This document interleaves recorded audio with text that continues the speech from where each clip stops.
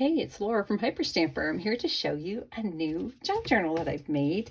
I really think this is a sweet one. This is from a vintage Jungle Book antique book.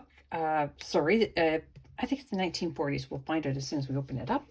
And I was able to keep the whole book intact, and it's just got these beautiful leaves all over it. So what I did is I added some vintage trim here and some lace here, and then I used some pressed flowers for the cover, just because the leaves were perfectly shaped and perfectly colored for this. I also added this antique 1800s brass handle, which I love. I love it so much. So let's pull it and take a little tour of this wonderful antique junk journal. And everything inside, of course, is authentic antique and vintage ephemera. I don't use any commercial products whatsoever. So every piece is a sort of a little page out of history. More pressed flowers here. A great idea. Great book title here. These are the original first pages. Yes, 1948. So it's a really old book. I love it. This beautiful old postcard. Look at that. Isn't that stunning? Sepia tones, early 1900s. And then this wonderful plate from the early 1900s as well, pre-1910. It's just a stunning picture. It's frame worthy. It really is. It's quite lovely. So I didn't attach it so that somebody could do anything they wanted with that one. Made a little journaling card here from a antique bird book piece. And then back here is a great piece from the 50s. Look at this. Crafts to make a beeswax. How cool is that? And then these wonderful ads on the other side, and paper crafting. Sort of like an origami kind of thing. So really, really cool, I think, especially for crafters and paper crafters alike. This here is, of course, from 1915, Girls Own Annual, which I use a lot of these pages because the artist pictures are just gorgeous. These two are no exception. And we've got all the different July dates here. A notebook of my London garden starting from July 1 to 31st. Really, really beautiful piece. I made the pocket out of a 1930s children's book page and just put together some vintage botanical pages here that were some scraps. And I made them into a little booklet that you can journal in as well.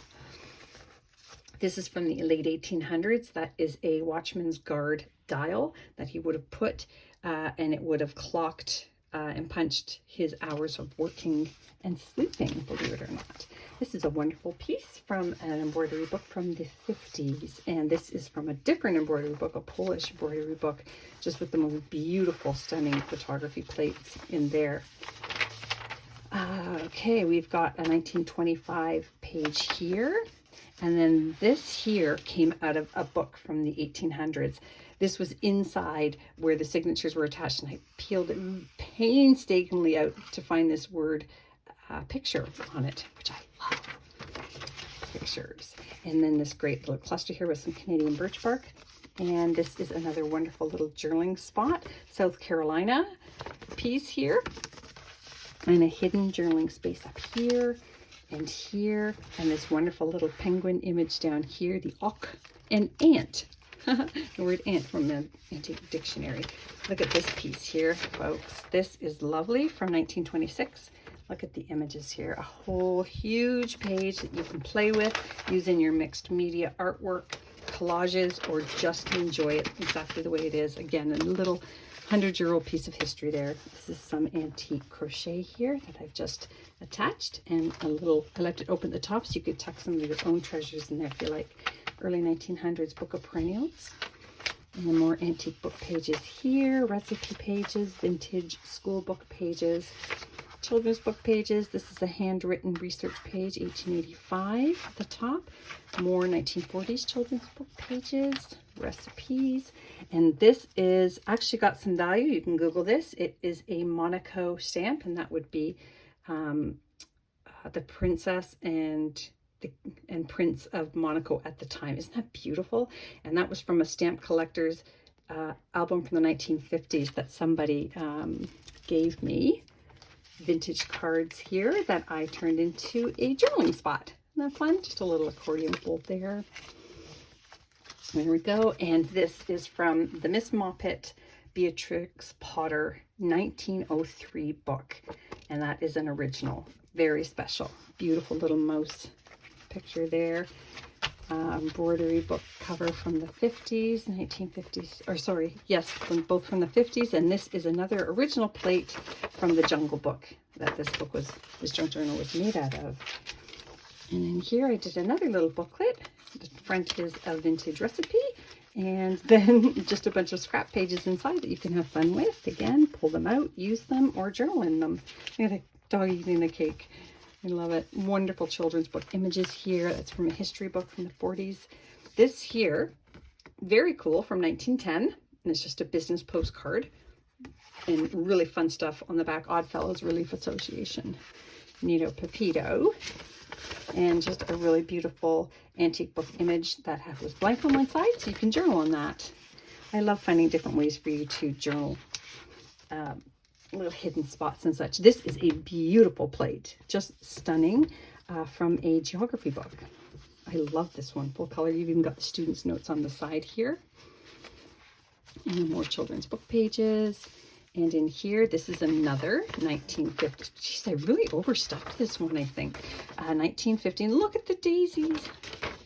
Wonderful stories here. Oh God, it's just fantastic. I love it. And here is a typed piece, and the top it says 1888 there, and that would have been from a very early typewriter. An antique music piece here, some vintage Monopoly money, embroidery, 1920s children's book page, ladies letter writing. You will really enjoy reading this. It's how a proper lady would write a letter back in the early 1900s, and this is a ledger, vintage. And then I've got a peekaboo window pane journaling spot there, 1937 diary page for journaling on, and this is from the 1880s, and I left it alone because it was the Three Little Kittens story, and I just think it's adorable, so I left it intact. Really fun little page there from the 30s. Really great clusters too. A joyful song, a whole piece here of clusters that I did. Again, all vintage. Let me just, that is stuck, sorry. I used tape for that. I was going to actually do a video on how I make those, which will be coming up soon. And this is a vintage journaling card, or sorry, recipe card that you can journal on. And that brings us to the last pages of the original book here. Isn't that beautiful? So I hope you love it as much as I loved making it. Hyperstamper.etsy.com, and I hope you'll subscribe. Thanks.